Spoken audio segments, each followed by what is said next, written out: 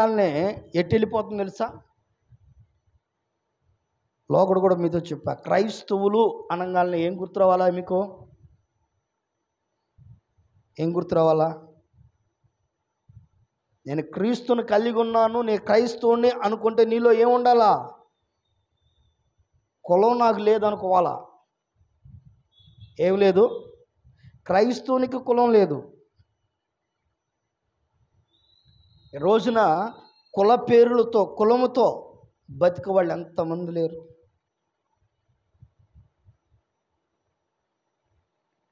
కుల సంఘాలని పెట్టుకునేది ఎంతమంది లేరు?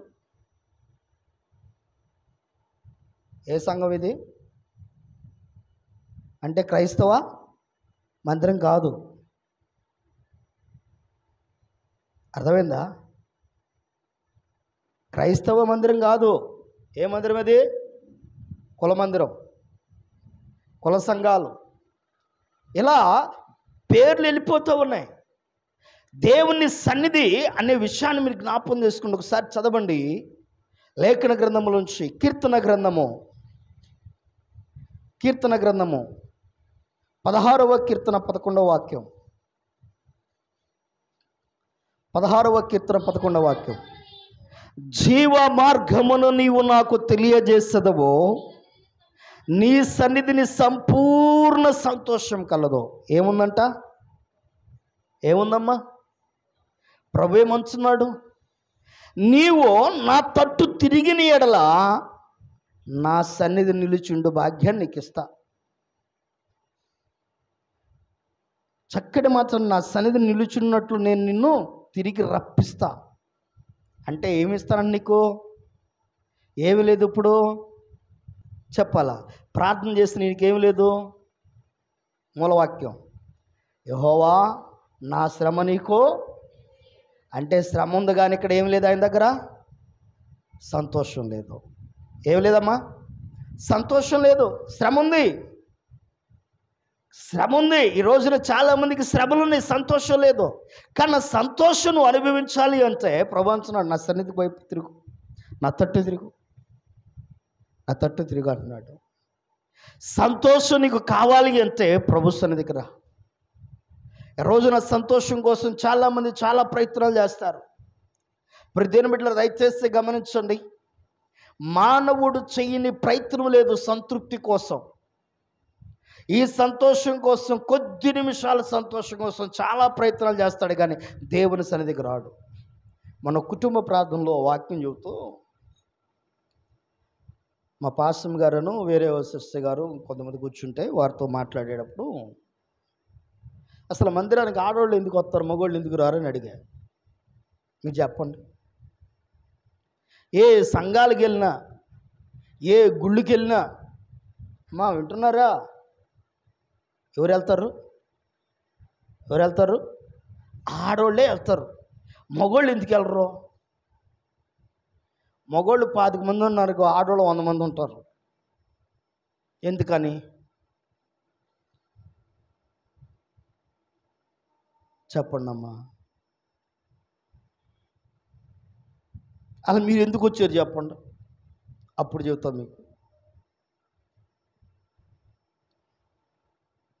అంటే మీరు ఎందుకు వస్తారో కూడా మీకు తెలీదా? మందిరానికి మనం ఎందుకు వచ్చాం? గట్టిగా చెప్పండి. దగ్గర 70-100 మంది లోపు కూర్చుని ఇక్కడ ఆరాధన చేసేవాళ్ళు ఉన్నాం కదా. అది గట్టిగా చెప్పడానికి ఏమైంది చెప్పండి? ఎందుకు వచ్చాం? ఇప్పుడు ఎక్కువ శాతం ప్రతి చోట ఆడవాళ్ళే కనపడతారు, మగవాళ్ళు కనిపించరు. ఏదంటో మరి అర్థం కాదు. గమనించండి. ఎందుకు అంటే, అని చిన్న మాట నేనే చెప్తాలే, కష్టపడమాకండి. ఎందుకంటే మగవాళ్ళు 2 ఆలోచనలు ఉంటాయి, మగవాళ్ళకి 2 ఆలోచనలు ఉంటాయి. వెళితే ఆ ఒడ్డు, లేకుంటే ఈ ఒడ్డు. అర్థమైందా? ఎన్ని ఆలోచనలమ్మా? 2 ఆలోచనలు. ఆడోళ్ళు బయలుదేరి వెళ్ళేటప్పుడు ఈ నది ఒడ్డు నుంచి బయలుదేరి ఆ ఒడ్డుకి వెళ్ళేసరికి అవసరమైతే లోపల ఉన్నాయి 4-5 లోపల వేసుకుని వెళ్తారు. అర్థమైందా? ఎందుకు అంటారంటే వీళ్ళకి 5 రకాలుగా ఆలోచిస్తారంట. 5 రకాలుగా. వీళ్ళకి మొట్టమొదటి ఆలోచన ఏంటి తెలుసా? ఈ మనోవ్యాధి నుంచి విడుదల కలగడానికి ఆధ్యాత్మికమైన మనసు కలిగిన వారికి ఉంటారంట. ఎక్కువ శాతం స్త్రీలలో మనో మానసికమైన ఒత్తిడి నుంచి విడుదల కోసమంట భక్తి అనే దాని మీద ఎక్కువ మనసు కేంద్రీకృతం ఇస్తారంట. అర్థమైందండి? భక్తి అనే దాని మీద మనసును ఎక్కువ నిమగ్నం చేస్తారు. దాని వలన ఎక్కువ శాతము స్త్రీలు మాత్రమే ఎక్కువ మందిరాలకు వస్తారు. కానీ పురుషులు ఎందుకు రారాయి అంటే వాళ్ళు వస్తారు. వాళ్ళు వచ్చి వీళ్ళకంటే ఎక్కువ భక్తిపరులుగా మారుతారు. వీళ్ళని కొట్టుకు చస్తారు, వాళ్ళు మాత్రం కరెక్ట్గా వాక్యం విని నడుచుకుంటారు. ఎవరు కొట్టుకు చచ్చే చెప్పండి అమ్మా? ఎవరు? సీనియర్లే కదా, వీళ్ళకన్నీ అనుభవాలు వచ్చేస్తాయి. జూనియర్లే కదా, ఇప్పుడే భక్తి పెరిగిద్ది వాళ్ళకి. అర్థమైందా? చాలా చోట్ల సంఘాల్లో సమస్యలు తలెత్తేది, ప్రతి సమస్యకు పరిష్కారం దేవుని సన్నిధిలో ఉంది.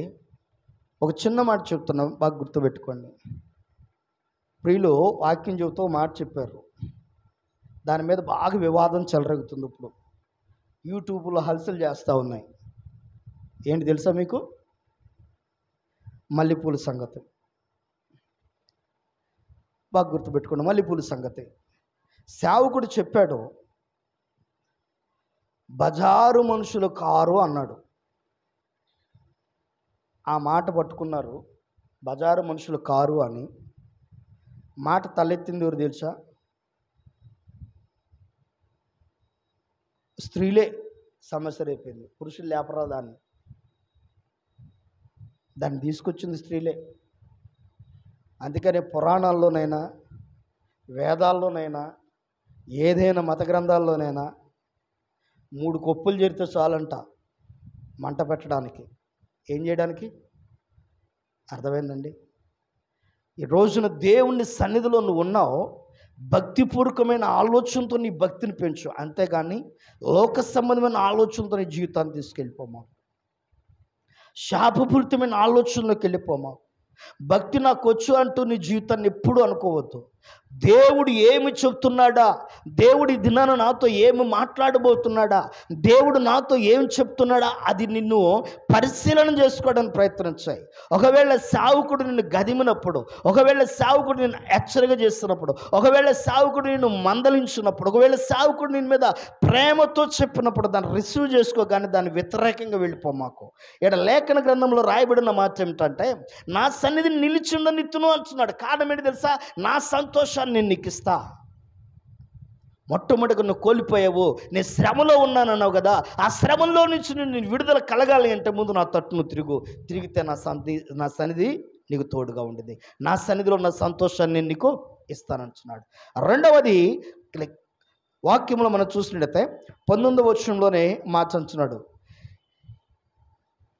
ఏవి నీచమైనవో ఏవి ఘనమైనవో నువ్వు గుర్తుపట్టిన ఎడల నీవు నా నోటి వలె ఉందువు. రెండోది ఎలా ఉండాలంట? గుర్తుపట్టే అనుభవం కలిగి ఉండాలి. ఈ రోజున భక్తి చేస్తున్నామంటే గుడ్డిగా వెళ్ళిపోమాకో, గుడ్డిగా చేయమాకో. ఏది వాస్తవం, ఏది అవాస్తవం, ఏది కలిగి ఉండాలి, ఏది కలిగి ఉండకూడదు, ఏది నమ్మాలి, ఏది నమ్మకూడదు నువ్వు తెలుసుకోవాలి. ఈ రోజున చాలామంది అది తెలుసుకోలేకపోతున్నారు, చాలామంది దాన్ని గ్రహించలేకపోతున్నారు, చాలామంది దాన్ని అర్థం చేసుకోలేకపోతున్నారు. ఆ పక్కన వాళ్ళు చేస్తున్నారు కదండి, వాళ్ళు వెళ్తున్నారు కదండి, వాళ్ళు ఉంటున్నారు కదండి, ఇదే ఆలోచన. ఇప్పుడు దీని బిడ్డలారా దయచేసి గమనించండి. ఏది నీచమైందో ఏది ఘనమైందో నువ్వు గుర్తుపట్టకపోతే, నువ్వు గుర్తించకపోతే దానివల్ల ఉపయోగం ఏంటి, దానివల్ల లాభం ఏంటి, దానివల్ల ప్రయోజనం ఏంటి? భక్తిస్తున్న జీవితంలో, ఆత్మీయ అనుభవం కలిగిన జీవితంలో నువ్వు గుర్తించాలి కదా. ఏది వాస్తవమైంది ఏది అవాస్తవమైంది నువ్వు గుర్తించాలిగా. గుర్తించగలుగుతున్నావా? లేఖన గ్రంథంలో దేవుడు ఏ వాక్యాన్ని నీకు పర్టికులర్ వివరించి చెప్తున్నాడో, ఏ వాక్యాన్ని వివరించి చెప్పట్లేదో ప్రతిదీ నువ్వు పర్టికులర్ తెలుసుకోగలుగుతున్నావా? తెలుసుకుని కూడా వాళ్ళు అట్ట వెళ్తున్నారు కదండి అంటారు, మరి అదేందో అర్థం కాదు. అంటే దీనికి ఉద్దేశం ఏంటి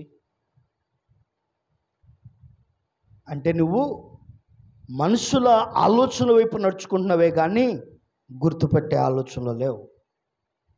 అందుకని నీకు ఇంకా శ్రమ కలుగుతుంది. ఏది చేయాలో ఏది చేయకూడదో, ఏది మాట్లాడాలో ఏది మాట్లాడకూడదు, ఎక్కడ నిలవాలో ఎక్కడ నిలవకూడదు, ఎక్కడికి వెళ్ళాలో ఎక్కడికి వెళ్ళకూడదు, ఏ స్థలం ముందు ఉండాలో ఏ స్థలం ముందు ఉండకూడదు, నువ్వు గుర్తు పట్టకుండా పోతే జాగ్రత్త సుమా. వెళ్ళకూడని స్థలాలకు నువ్వు వెళ్ళి, ఉండకూడని ప్రదేశంలో నువ్వు ఉండి, చేయకూడని పని నువ్వు చేస్తూ ప్రభా అంటే ఏమిటి లాభం? ఎవరైనా సరే దేవుని బిడ్డలా దయచేసి గమనించండి. ఓ సావుకుని దగ్గర ఉన్నాడు, ఓ సావుకునిగా తయారవుతూ ఉన్నాడు. ఈలోపు ఒక ఆయన వ్యాధితో బాధపడుతూ వచ్చాడు. అక్కడికి వచ్చిన ఏం చేస్తాడంటే ఆయన దగ్గరికి వెళ్ళాడు. ఆయన ఏమన్నాడంటే ఆ నదిలోకి వెళ్ళి మునిగా 7 మార్లు పోయిద్ది నీ రోగం అన్నాడు. నదిలోకి వెళ్ళి మునిగితే 7 మార్లు పోయిద్దా? నువ్వు నన్ను ఎత్తి మీద చేయిబెట్టి చేస్తావు అనుకుంటే నువ్వు నదిలో మునగమంటావేందని వెళ్ళిపోతున్నాడు.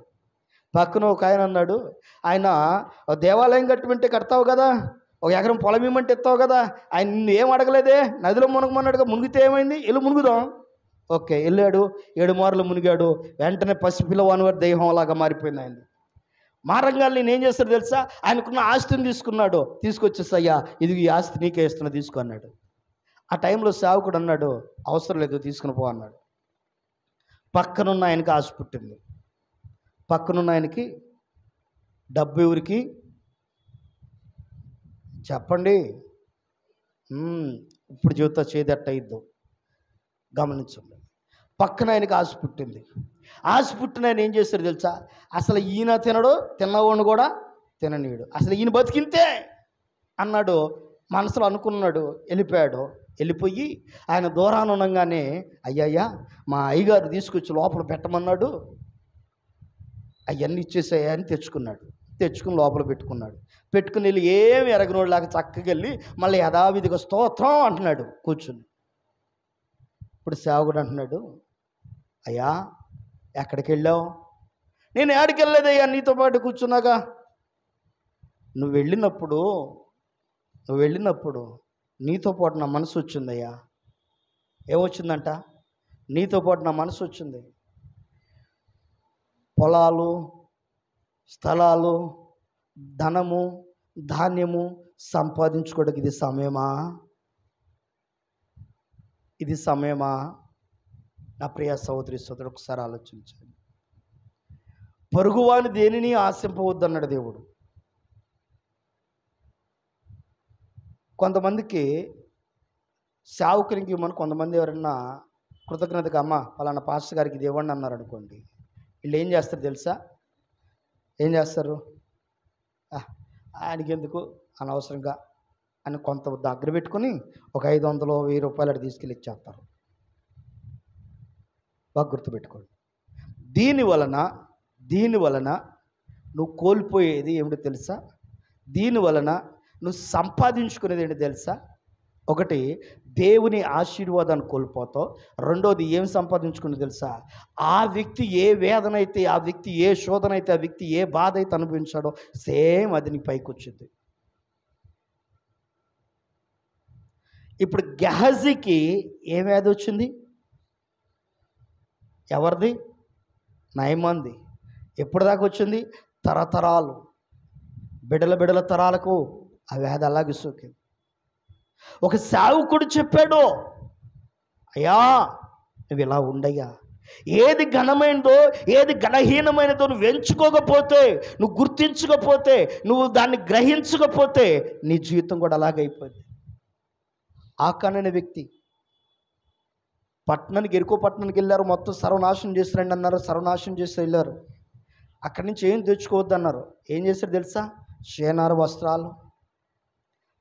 వస్త్రాలు, వెండి, బంగారం అని తెచ్చుకుని డేరాలు తీసుకుని గొయ్యి తీసుకుని లోపల దాచిపెట్టుకున్నాడట. హాయి అనే పట్టణం మీదకి వెళ్ళారు. ఎక్కడికి వెళ్ళినా ఓడిపోతున్నారు.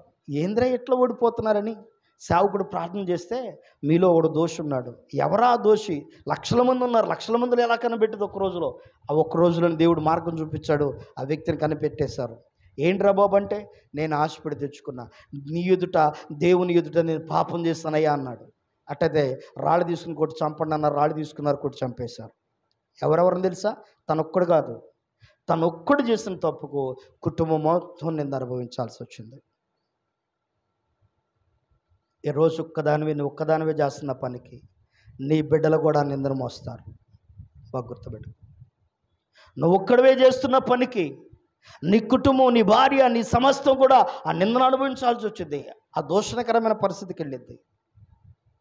అందుకని అంచండి, ఏది ఘనమైందో ఏది నీచమైందో నువ్వు గుర్తించాలి. 4 కుష్ఠరోగులు బయలుదేరారు. షోమ్రోలో యుద్ధం ఆ యొక్క సైన్యం చుట్టుముట్టిందని చెప్పి తెలుసుకుని ఆ సైనికుల దగ్గరికి బయలుదేరారు. బ్రతికితే వాళ్ళ దగ్గర బతుకుతో, లేకుండా వాళ్ళు చంపితే చచ్చిపోదామని. కానీ దేవుడు వారి ద్వారా గొప్ప అద్భుతం జరిగించాడు. అక్కడ గొప్ప సమూహాన్ని ఇచ్చాడు దేవుడు. వాళ్ళందరూ పారిపోయారు. అక్కడ డేరాల్లో ఏ డేరాకి వెళ్ళినా ఆహార పదార్థాలు ఉన్నాయి, బంగారం ఉన్నాయి, వస్త్రాలు ఉన్నాయి, అన్నీ ఉన్నాయి. ఈ 4 కుష్ఠరోగులు కలిసి తిన్నంత తిన్నారు. అవన్నీ తీసుకుంటున్నారు. ఈ వస్త్రం నాకి, ఈ బంగారం నాది అనుకుంటున్నారు. అప్పుడు వాళ్ళు కూడా అన్నాడు, రే మనం చేయుచుందో మంచి పని కాదు. వారు గ్రహించారు ఏది ఘనమైందో. మనకు అన్నం పెట్టారా, మనకు వస్త్రాలు ఇచ్చారా, ఎన్నాళ్ళు మనల్ని కాపాడారా. ఇప్పుడు వాళ్ళకి తినడానికి తిండి లేదు, వాళ్ళు కరువుతో బాధపడుతున్నారు, వాళ్ళ వేదంతో బాధపడుతున్నారు. వారికి ఆహారాన్ని మనం అందించాలి, వారికి సమృద్ధిని మనం ఇవ్వాలి. కనుక ఇప్పుడు మనం ఏం చేద్దాం తెలుసా, వారికి సమృద్ధిని ఇద్దాం రా, తీసుకెళ్ళి వారితో ఈ వార్త తెలియజేద్దాం, వారికి ఈ మాట తెలియజేద్దాం వారికి అని చెప్పి బయలుదేరారు. 4 కుష్ఠరోగులు తెలుసుకున్నారే ఘనమైంది ఏదో. ఆరోగ్యంగా ఉన్నవాళ్ళు అర్థం చేసుకోండి. పేదోడికి తెలుస్తుందండి పక్క పేదోడు బాధ ఏంటో, ధనికుడికి తెలియదు. కొంతమంది పేదరికం నుంచి వెళ్ళిన వాళ్ళకి కొంతమంది పేదరికం గురించి తెలిసింది. పేదరికం వెళ్ళినోడు కళ్ళు నెత్తినెక్కినోడు కూడా కలరు. నా ప్రియ సహోదరి సహోదరుడా, రోజొక్కసారి ఆలోచించాయి. ఏది ఘనమైందో ఏది నీచమైందో నీకు తెలియాలి. బైబిల్ వాక్యంలో ఏది వాస్తవం ఏది అవాస్తవం నీకు తెలియాలి. ఏది క్రమబద్ధమైందో ఏది అక్రమబద్ధమైందో నీకు తెలియాలి. ఎందుకంటే బైబిల్ లేఖన గ్రంథంలో దేవుడు అంటున్నాడు. ఒకసారి చదవండి పరిశుద్ధ లేఖన గ్రంథంలో మత్తయి సువార్త. దేవుని మాటల వైపు మనసు పెడదాం. దేవాది దేవుడు తెలియజేస్తున్న శ్రేష్టమైన మాటను ఒకసారి మీకు వినిపించాలనుకుంటున్నాను. సరే, లేఖన గ్రంథం నుంచి మత్తయి సువార్త 7వ అధ్యాయము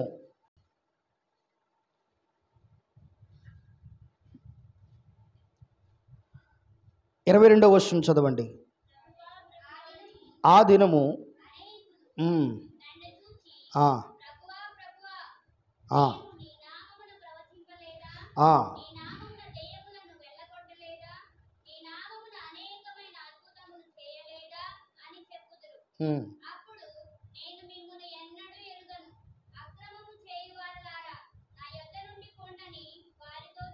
చాలు. ఏం చేస్తారంటే వీళ్ళు అక్రమం చేస్తారు. ఏంటి అక్రమము? ఏది ఘనమైనదో ఏది నీచమైందో తెలుసుకోలేకపోవటమే అక్రమం. అర్థమైందా? ఏది ఘనమైందో ఏది నీచమైందో తెలుసుకోకపోవటమే, ఏది మంచో ఏది చెడు తెలుసుకోకపోవటమే. ప్రియ దేవుని జనాంగమా, దయచేసి గమనించండి. ఎప్పటికీ 15 సంవత్సరాలు మీ మధ్యన సేవకుడు కొన్నా ఎవరైనా వచ్చి ఏంటమ్మా ఏం చెప్పేదిలే మా పాస్టర్ గారి గురించి, ఏం చెబుతారో టైటిల్ వెనకాల ఏం ట్యాగులు దొరుకుతారండి, 2 ట్యాగులు దొరుకుతారు. అయ్యా మేము కానుకిచ్చినా, మేము కానుకిపోయినా, మేము పట్టించుకున్నా, మేము పట్టించుకోపోయినా, మేము మీటింగ్లకు సహకరించకపోయినా ఆయన పైన ఆయన చేసుకుపోతాడని ఎవరైనా చెబుతారా? ఒక కర్మగొద్ది ఊరింటికన్నా ముందుకు వస్తే చూసావయ్యా వాళ్ళ ఇంటికి వస్తాడయ్యా ముందు, మా ఇంటికి రాడు. కర్మగొద్ది ఎప్పుడన్నా కొంచెం ఆలస్యం అయితే చూసావయ్యా మా ఇంటికి ఆలస్యంగానే వస్తాడయ్యా. ఎప్పుడు పని మీద సేవకుడు ఏమన్నా ఆలస్యంగా వచ్చాడని అంటారా? అనరు. అమ్మో ఎన్ని ట్యాగులు దొరుకుతారు, ఎన్ని టైటిల్స్ ఇస్తారు. ఒక అరగంట ఆలస్యం అయితే వాక్యం చెప్పడానికి కొంచెం ఏదన్నా దేవుడు ఆత్మ ప్రేరేపించి ఒక పావుగంట ముందు తీసుకెళ్తే చాలు 36 చెక్కలు ఇంటికాడ తెగిపోతాయి, పగిలిపోతాయి.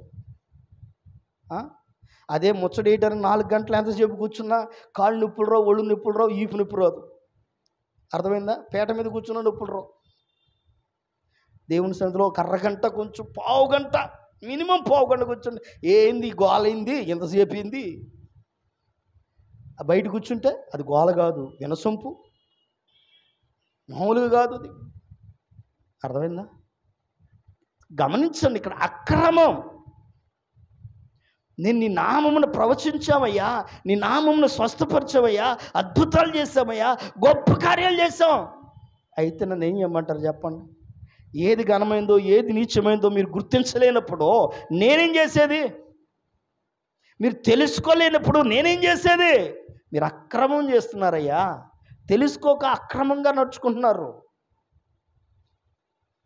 ఏది చేయాలో ఏది చేయకూడదో, ఏది మాట్లాడాలో ఏది మాట్లాడకూడదో తెలుసుకోక మీరు అక్రమంగా నడుచుకుంటున్నారు. నన్నేం చేయమంటావు అని ప్రభు అడిగినప్పుడు ఏం చెప్తారు మీరు? గుర్తించకపోవటమే పొరపాటు. నా ప్రియ దేవుని జనగమ దయచేసి గమనించండి. ఈ రోజున మొన్న ఈ మధ్యన ప్రచారం ఎక్కువైపోయిందని చెప్పాను కదా, ఆ ప్రచారంలో భాగంగా ఫోన్ లైవ్లో పెట్టా, లేకపోతే మీకు చూపించు ఉన్నాయి. బ్యాలెన్స్ ఎంత ఉందో 25 రూపాయలు ఏమి ఉంటాయి ఇప్పుడు ప్రస్తుతం. జీరో బ్యాలెన్స్ మెయింటెనెన్స్ చేస్తాను నేను. మినిమం బ్యాలెన్స్ 500 కూడా మెయింటెనెన్స్ చేయను. నా లైఫ్లో అది లేదు, ఎందుకో దేవుడి వల్ల. నాకు అర్థమైందా? మినిమం బ్యాలెన్స్ 500 మెయింటెనెన్స్ చేసే యోగ్యత లేదు నాకు. దేవుడు అది వల్ల ఎప్పుడు చూసినా జీరో బ్యాలెన్స్, లేకుంటే ఏదన్నా 2 రూపాయలు 3 రూపాయలు, లేకుంటే 25 రూపాయల లోపే. గమనించండి. మొన్న ఈ మధ్యన వేరే ఒక బ్రదర్ కూడా మిస్అండర్స్టాండ్ చేసుకుని నాకేదో డబ్బులు ఇచ్చేస్తాను, నేను ఏదిగో పాపం ఆయనకి ఇవ్వలేకపోతున్నాను మిస్అండర్స్టాండ్ చేసుకుని చాలా బాధపడ్డాడు. బాధపడి నాతో వేరే వాళ్ళతో కూడా ముఖాముఖిగా మాట్లాడేస్తాడు. మా మేనలుడు పక్క నుండి, బాబీ అన్న ఎప్పుడు మామ అలా చెప్పడన్నా, మామ ఏదైనా ఉంటే మొహాన్లా చెప్పేస్తాడు, ఇతరులను ఎప్పుడు తక్కువ చేసి మాట్లాడన్నా మామ అని చెప్పేసి చెప్పాడు. ఇంకా అయిపోయింది అక్కడ. ఆ తర్వాత 2వ రోజు ఫోన్ చేస్తే, పాస్టర్ గారు ఏమనుకోవద్దు, నేను ఇలా చెప్పానని, ఇలా అన్నానని ఏమనుకోవద్దు, మీరు బాధపడ్డారన్న సంగతి నాకు తెలిసింది, మీరు బాధపడమాక నట్టం ప్రారంభించాడు. ఈ రోజున చాలామందికి ఏమవుతుంది తెలుసా? ప్రతిదీ గుర్తిస్తారు. ఎలా గుర్తిస్తారు? నాకు కూడా అనిపించింది ఈరోజు ఉదయాన్ని వచ్చేటప్పుడు 50 రూపాయలు ఉన్నాయి అంటే, నిన్న మా మేనల్లుడి దగ్గర 150 రూపాయలు ఇప్పించుకుని 100 రూపాయలు పెట్టి ఆయిల్ ఇప్పించుకుని నేను స్మార్ట్ ఇద్దరం కలిసి గుంటూరు వెళ్ళి యాంప్లివేర్ మార్చుకుని అక్కడ ఆ మన యాంప్ అక్కడ ఇచ్చేసి ఇంకో యాంప్ తీసుకొచ్చా గుంటూరులో. ఇంకా 50 రూపాయలు ఉన్న 50 రూపాయలు ఆయిల్ కొట్టించుకున్నప్పుడు ఉదయాన్నే నాకు ఆలోచన వచ్చింది, ప్రభువా అందరు నన్ను కోటేశ్వరుడు అంటున్నాడు, ఎప్పుడు చేస్తావయ్యా కోటేశ్వరుడుగా? ఈ 50-10 రూపాయలు ఆయిల్ కొట్టించుకోవాల్సి వస్తుంది. ఆడికెళ్తే 50 రూపాయలు అనగా పక్కన బండి పక్కన పెట్టి అన్నాడు. ఉదయాన ఆడిచ్చిన ఫుల్ ట్యాంక్ చేసుకున్న బండి పక్కన పెట్టి అన్నాడు 50 అనగానే. స్తోత్రం వేసేయా అనుకున్నా, అట్టక నుంచి ఉన్నా. గమనించండి. ఈ మనసులో అనుకుంటా, ప్రభువా ఒకవేళ ఎప్పుడు చేస్తావయ్యా, ఒకవేళ అట్లా అనకుండానన్నా చేయి ప్రభువా, వాళ్ళని అట్లా అనకుండానన్నా చేయి ప్రభువా అని అట్లా ప్రార్థన చేసుకుంటూ వచ్చా ఈ రోజున ఆ మనసులో ఉన్న వేదంతో. ప్రభు సన్నిధిలో చెప్తాను. ఎందుకంటే గుర్తించే విధానం. నన్ను చాలామంది అంటారు, మీరు బట్టలు దాంట్లో రాజీ పడరు, బండి విషయంలో రాజీ పడరు, మెయింటెనెన్స్ విషయంలో రాజీ పడరు, ఎవరన్నా చూసే విషయంలో రాజీ పడరు, కనుక మిమ్మల్ని కోటేశ్వరానికి ఏమనుకుంటారో అంటాడు. ఎందుకు రాజీ పడాలంట? నేను